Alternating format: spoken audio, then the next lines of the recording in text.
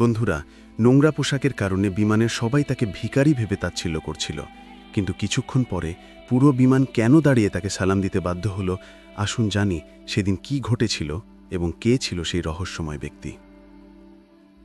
দিল্লি থেকে মুম্বাই যাওয়া সকালের ফ্লাইট। যাত্রীদের কোলাহলের কারণে বিমানের কেবিন গুঞ্জন করছিল। কেবিন ক্রু ব্যস্ততার সঙ্গে সবাইকে তাদের আসনে বসাতে সাহায্য করছিল। এই আধুনিকতার ভিড়ে হঠাৎ এক অসাঙ্গতিপূর্ণ ব্যক্তিত্বের লোক ভিতরে প্রবেশ করল। বয়স প্রায় 50 বছর। গাঢ় রঙের ত্বকে ক্লান্তির রেখা স্পষ্ট দেখা যাচ্ছিল। অগোছালো চুল এবং মুখে গভীর বিষণ্ণতা তাকে ভিড়ের মধ্যে একা করে রেখেছিল। তিনি একটি পুরনো ব্লেজার পরেছিলেন, যার নিচে শার্টের উপরের বোতাম খোলা ছিল। মুখ শহুরে মনে হলেও তার সামাজিক অবস্থান বোঝা মুশকিল ছিল। তিনি হাঁপাতে হাঁপাতে টিকিট দেখিয়ে জানালার পাশে 17 নম্বর আসনে বসে গেলেন। তাকে দেখে পাশে বসা এক আধুনিক মহিলা তাচ্ছিল্যপূর্ণ দৃষ্টিতে নাকের রুমাল চাপা দিলেন। তার চোখের ভাব বলছিল, এই লোকটি কি সত্যি এই ফ্লাইটের যাত্রী? একজন এয়ার হোস্টেস সুহানি দূর থেকে তাকে দেখছিল। সন্দেহপূর্ণ দৃষ্টিতে তিনি কাছে এসে বললেন, মাফ করবেন স্যার, আমি কি আপনার বোর্ডিং পাস আরেকবার দেখতে পারি? সেই ব্যক্তি শান্তভাবে হেসে বললেন, হ্যাঁ অবশ্যই, নিন। Air hostess Suhani boarding pass নিয়ে সন্দেহজনকভাবে তার মুখের দিকে তাকালেন, তারপর মাথা নেড়ে ফিরে গেলেন। সেই ব্যক্তি একটিও কথা না বলে জানালার বাইরে মেঘের দিকে তাকিয়ে রইলেন। তার পাশে বসা একজন ব্যক্তি, যিনি আর সহ্য না করতে পেরে এয়ার হোস্টেসকে ডেকে বললেন, শুনুন, দয়া করে আমার সিট বদলে দিন, এই লোকটি থেকে অদ্ভুত গন্ধ আসছে, এভাবে পুরো যাত্রা করা সম্ভব নয়। সুহানি অসহায়ভাবে বললেন, স্যার আমি খুব দুঃখিত, ফ্লাইট সম্পূর্ণ ভর্তি, একটিও সিট খালি নেই, আপনাকে আজ একটু মানিয়ে নিতে হবে। সেই ব্যক্তি বিরক্ত হয়ে মুখ বাঁকিয়ে আবার বসে পড়লেন। সেই ব্যক্তি আয়ন যেন সব শুনেও না শোনার ভান করছিলেন। তার দৃষ্টি বাইরের আকাশে স্থির ছিল। তখনই পাশের সিট থেকে কেউ চিৎকার করে বললেন, আরে আয়ান, তুই এখানে? সেই ব্যক্তি অবাক হয়ে তাকালেন। চিনতে পারিনি না, আমি অর্জুন, স্কুলে একসঙ্গে পড়তাম। পরিচয় পেয়ে আয়ান হালকা হাসলেন। অর্জুন বলতে থাকলেন, তুই তো কলেজের টপার ছিলি, প্রতিটি পরীক্ষায় প্রথম, আর আজ তুই নিজেকে কি অবস্থায় ফেলেছিস? এমন সাধারণ পোশাকে ইকোনমিক ক্লাসে ভ্রমণ করছিস। আমাকে দেখ, একটি মাল্টিন্যাশনাল কোম্পানির সিইও, মাসে লাখ লাখ টাকা বেতন। তার কথায় বন্ধুত্বর চেয়ে অহংকার বেশি ছিল। আয়ান শান্তস্বরে উত্তর দিলেন, এটা একটা লম্বা গল্প অর্জুন, সময় হলে কখনো বলবো। তিনি তার ব্যাগ খুলে একটি পুরনো ফ্রেমের চশমা বের করলেন। তার হাতে হালকা কাঁপুনি ছিল, কিন্তু চোখের দৃষ্টি ইস্পাতের মতো দৃঢ় ছিল।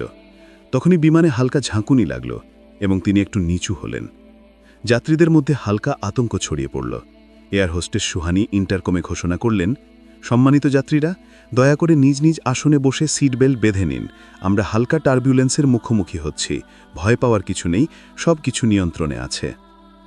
কিন্তু পরিস্থিতি দ্রুত খারাপ হতে শুরু করল। হঠাৎ এক প্রচণ্ড ঝাঁকুনিতে পুরো বিমান কেঁপে উঠল। যাত্রীদের মধ্যে প্রার্থনার ধ্বনি শোনা যেতে লাগল। তখনই কেবিনের দরজা খুলে গেল এবং সুহানি দৌড়ে বেরিয়ে এলেন। তার মুখ ভয়ে সাদা হয়ে গিয়েছিল, ঠোঁট কাঁপছিল। তিনি চিৎকার করে বললেন, প্লিজ, আপনাদের মধ্যে কেউ ডাক্তার আছেন? খুব জরুরি। একজন মধ্যবয়সী ব্যক্তি, ডাক্তার কিরণ দত্ত, দাঁড়িয়ে বললেন, আমি ডাক্তার। তিনি দ্রুত ককপিটের দিকে এগিয়ে গেলেন। কিছুক্ষণ পরে উদ্বিগ্ন মুখে ফিরে এসে বললেন, পাইলটের হঠাৎ স্ট্রোক হয়েছে, তিনি অজ্ঞান এবং বিমান চালানোর অবস্থায় নেই। কেবিনে নিস্তব্ধতা ছড়িয়ে পড়ল। পাইলট অসুস্থ ছিলেন এবং বাইরে ভয়ানক ঝড়। সহ পাইলট ক্যাপ্টেন রাহুল একাই পরিস্থিতি সামালিতে হিমশিম খাচ্ছিলেন। সুহানি আবার কেবিনে এসে বললেন, আপনাদের মধ্যে কি কেউ পাইলটকে সাহায্য করতে পারবেন? কাপা কণ্ঠে ঘোষণা করলেন, আপনাদের মধ্যে কেউ কি বিমান চালাতে পারেন? পরিস্থিতি খুবই গুরুতর। যাত্রীদের মুখ ভয়ে পাথরের মতো হয়ে গিয়েছিল। যখন মৃত্যু এত কাছে আসে, তখন কোনো পথ খোলা থাকে না। ঠিক তখনই সেই শান্ত এবং বিষণ্ণ ব্যক্তি আয়ান হাত তুললেন। তার চোখে এখন আত্মবিশ্বাস ঝলকিছিল। পাশে বসা অর্জুন চিৎকার করে বললেন, আয়ান, তুই প্লেন চালাবি? তুই তো আমাদের সবাইকে মেরে ফেলবি, অন্য কাউকে খুঁজে নাও। বাকি যাত্রীরাও আতঙ্কে বিরোধ করতে লাগলেন। এই ভিখারির মতো লোককে প্লেন চালাতে দেবে? এর চেয়ে ভালো কেউ নেই। সোহানি দ্বিধাগ্রস্তভাবে জিজ্ঞাসা করলেন, স্যার, আপনি কি সত্যিই বিমান চালাতে পারেন? আয়ান স্থির দৃষ্টিতে উত্তর দিলেন, হ্যাঁ, আমি জানি। শেষবার 10 বছর আগে চালিয়েছিলাম, তবে চেষ্টা করতে পারি। তার শান্ত কণ্ঠে এমন কিছু ছিল যে সবাই চুপ হয়ে গেল। ককপিট থেকে ক্যাপ্টেন রাহুল চিৎকার করে বললেন, যদি এই ব্যক্তি অভিজ্ঞ হন, তাহলে তাকে তাড়াতাড়ি পাঠান, আমি একা সামলাতে পারছি না। আয়ান দাঁড়ালেন। তার চলার ধরনে এখন দৃঢ়তা ছিল, তার হাঁটার ভঙ্গি বদলে গিয়েছিল, প্রতিটি পদক্ষেপেই আত্মবিশ্বাস ঝলকি ছিল। তিনি ককপিটে প্রবেশ করলেন এবং কন্ট্রোল প্যানেলের দিকে একবার তাকালেন। তারপর হেডসেট পরে কন্ট্রোল টাওয়ারের সঙ্গে যোগাযোগ করলেন। দিল্লি কন্ট্রোল, আমি ক্যাপ্টেন আয়ান মেহরা, ওরফে ভিকি। আমাদের পাইলট অসুস্থ, জরুরি অবতরণের অনুমতি চাই। ক্যাপ্টেন ভিকির নাম শুনে সহ পাইলট রাহুলের চোখ বিস্ময়ে বড় হয়ে গেল। এই নাম বিমান চলাচলের জগতে এক জীবন্ত কিংবদন্তি ছিল। ২২ বছর আগে এক ভয়ানক ঝড়ে ৩১২ যাত্রীর বিমানকে একা নিরাপদে অবতরণ করিয়েছিলেন এই ব্যক্তি। তখন তার বয়স ছিল মাত্র ২৮ বছর। কিন্তু ১০ বছর আগে একটি যান্ত্রিক ত্রুটির কারণে তাকে সাসপেন্ড করা হয়েছিল।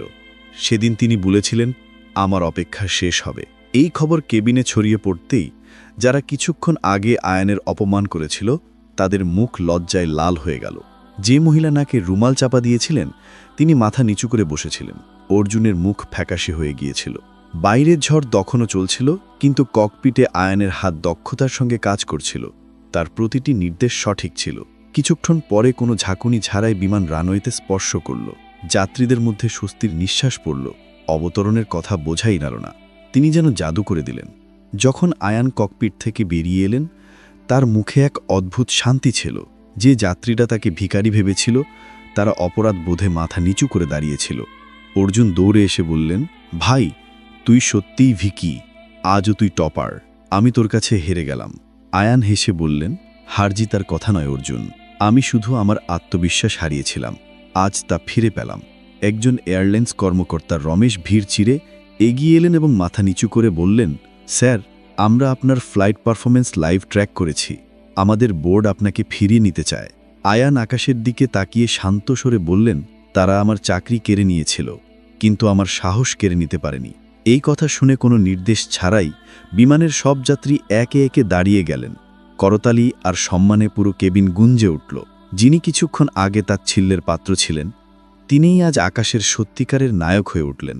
সবাই মিলে সেই কিংবদন্তিকে সালাম জানালো, কারণ সত্যিকারের যোগ্যতা কখনো পোশাক বা বাহ্যিক রূপে প্রকাশ পায় না। বন্ধুরা, গল্পটি কেমন লাগলো অবশ্যই জানাবেন, এবং আপনি কোথা থেকে দেখছেন। গল্পটি পছন্দ হলে লাইক, শেয়ার এবং চ্যানেলে সাবস্ক্রাইব করতে ভুলবেন না।